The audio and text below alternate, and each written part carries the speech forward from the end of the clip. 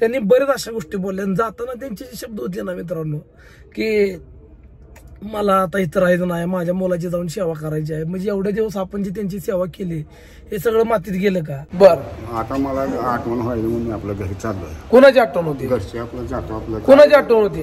घरी घरचे माणसं इतके दिवस राग केला होता.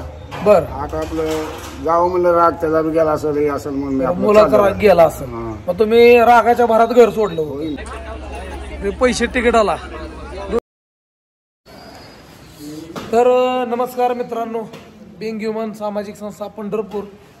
काल दिवाळी झाली आणि दिवाळी झाल्यानंतर आश्रममधले एक सदस्य म्हणजेच संदीपान यादव बार्शी परांडा या गावची ते आहेत.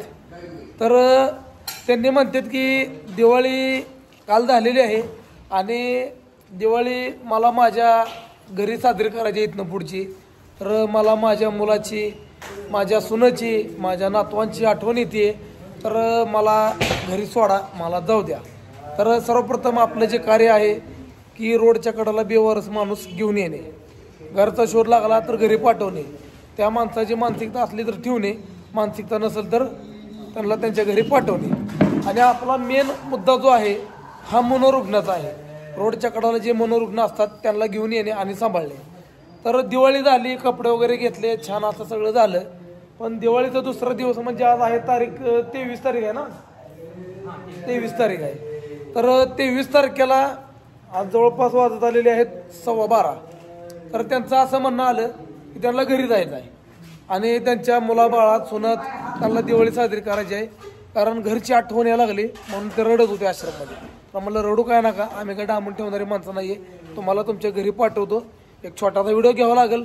तर लोकांना सांगणंही गरजेचं आहे की का घरी चालले हे सांगणंही लोकांना गरजेचं आहे. तर सतत एक गोष्टीवर मी तुम्हाला याच्यावरती निवांत बोलतो.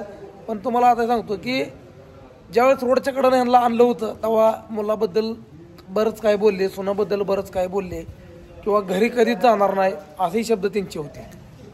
पण तुम्हाला सांगतो कसं आहे, जवळच तुम्ही खोल पाण्यात जाता, ज्याला पोहता येत नाही तो एक ट्यूब घेऊन पाण्यात जातो हवेची, आणि पाण्याची घनता कमी झाली आणि पाण्याच्या वर आला तर ते ट्यूब तो माणूस फेकून देतो. त्याच प्रकारे मनात राग आहे तोपर्यंत सुनाबद्दल, मुलाबद्दल वाईट बोलायचं.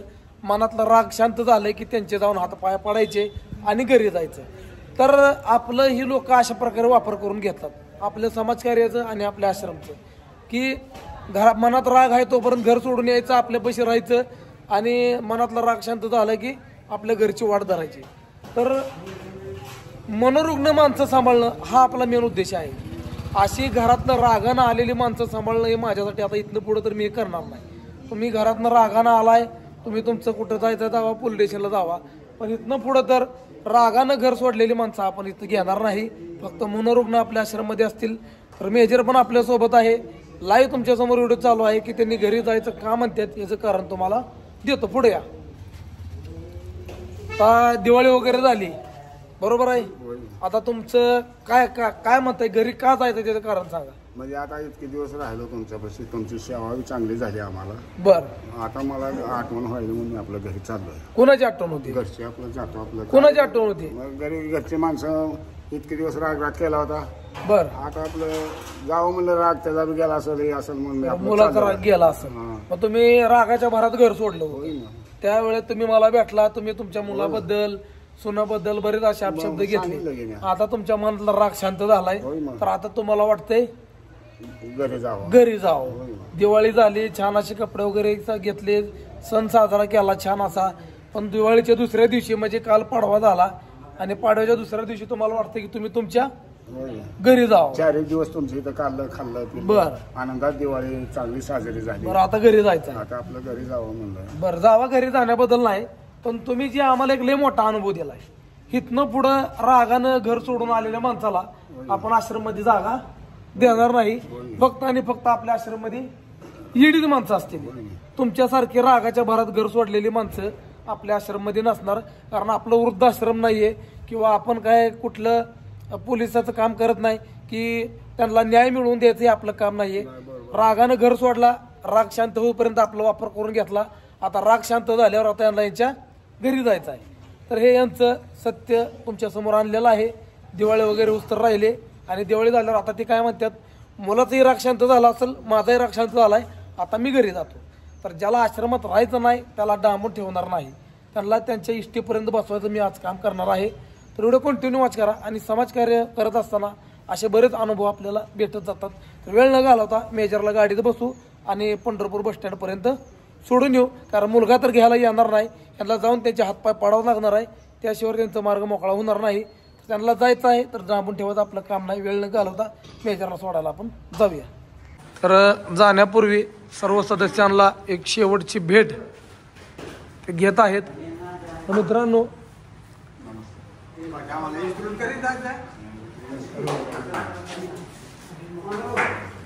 तर सर्व सदस्य त्यांना भेट घेत आहेत. मित्रांनो, तर नक्कीच खूप मोठा अनुभव आज आपल्याला मेजरच्या माध्यमातून भेटलेला आहे की मनोरुग्ण माणसं सांभाळायची, शहाणी माणसं सांभाळायची नाही.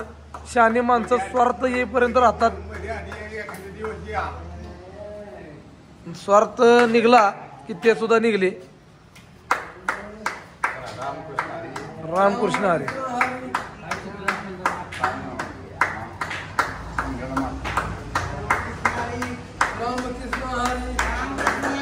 चला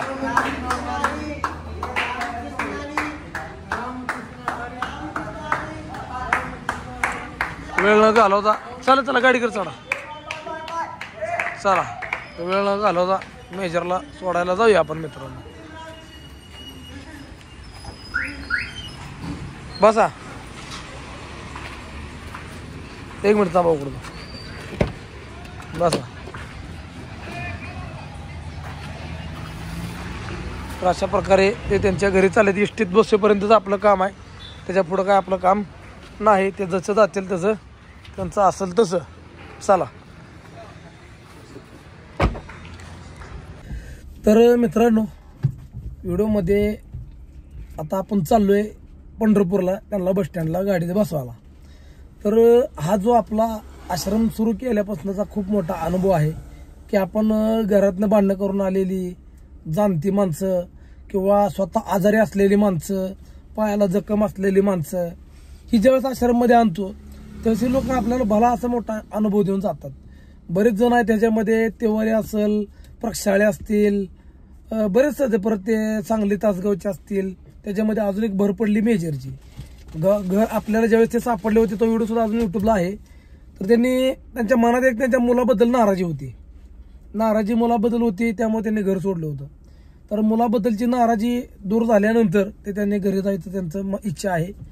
तर त्यांनी घरी जायचं म्हटल्यावर आपण नक्की त्यांना घरी सोडतोय. पण ह्या व्हिडिओ मार्फत एक गोष्टी तुम्ही दखल घ्या.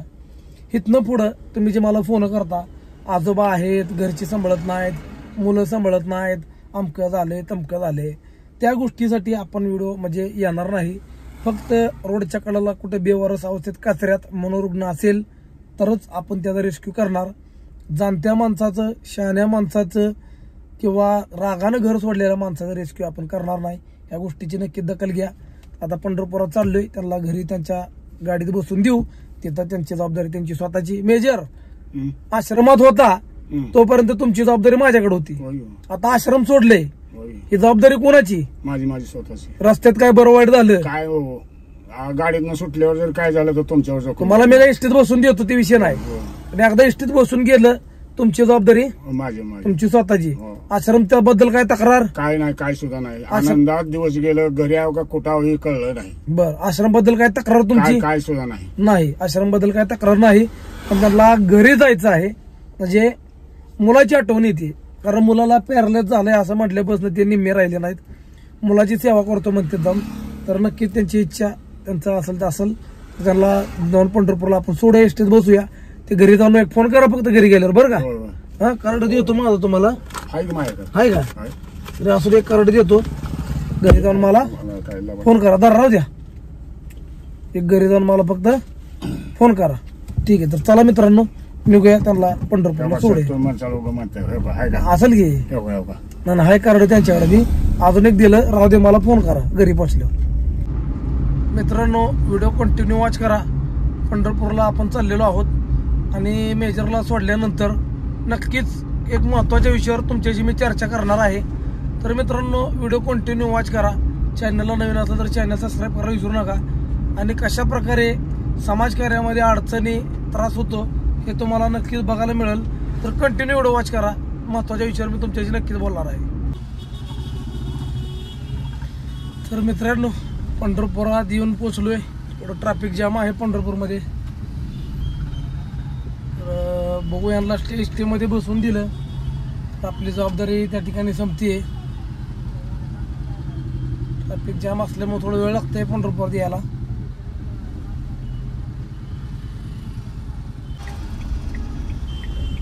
तर आलोय मित्रांनो ट्रेनमध्ये. तर गाडी नक्की एका साईडला कुठं तर लावूया आणि त्यांना एस टीपर्यंत बसवायची जबाबदारी आपली आहे. गाडीत वगैरे एस टीत वगैरे त्यांना बसवून देऊ. त्याच्यानंतर ते त्यांच्या मार्गाला, आपण आपल्या मार्गाला. तर पंढरपूर बस स्थानकमध्ये आपण आलोय. एस टीमध्ये बसवून दिलं की आपली जबाबदारी या ठिकाणी संपते. ती त्यांची स्वतःच्या जबाबदारीवर जसं असेल तसं असेल. अशा प्रकारे स्टँडमध्ये आलोय आपण. हे पंढरपूरचं बस स्थानक आहे मित्रांनो, पाहू शकता तुम्ही. आणि पंढरपूर बस स्थानकला आपण आलेलो आहोत आणि त्यांना गाडीत बसवून द्यायचं आपलं कार्य आहे ते पूर्ण नक्कीच करूया. कंटिन्यू एवढं वॉच करा मित्रांनो. या तर बस स्टँडला आलोय मित्रांनो. हे आपलं पंढरपूरचं बस स्थानक. आम्हाला एस टीमध्ये बसून देऊया.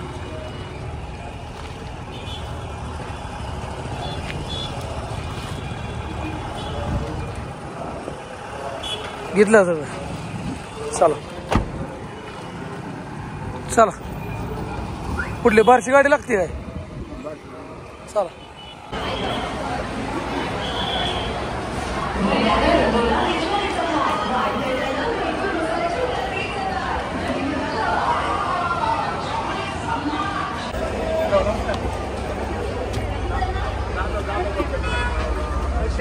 बसला का?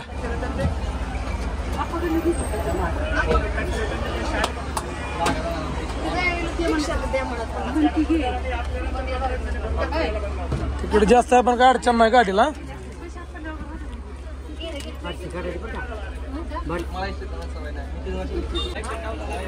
पैसे तिकीटाला 240 रुपये तिकीट आहे बरं का. तेव्हा बाकी पैसे घ्या. येऊ का? चला ना ना, घ्या काळजी. चालतं, येऊ का? होय होय केले. चालतं, येऊ का? चालतं चालतं चालतं चालतं, येऊ का? चला चालतं, ठीक आहे. या गाडीत त्यांना आपण बसवलंय मित्रांनो. तिकिटाचे पैसे वगैरे काय दिलेले आहेत.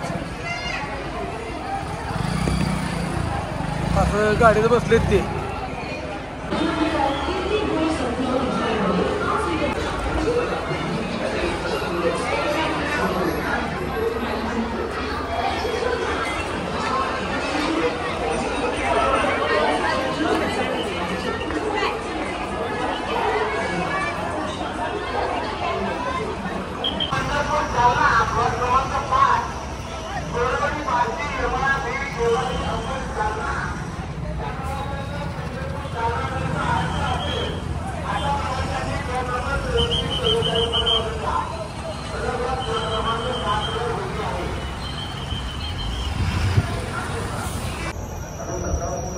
तर मित्रांनो, मेजरला गाडीत बसून दिलेलं आहे आपण.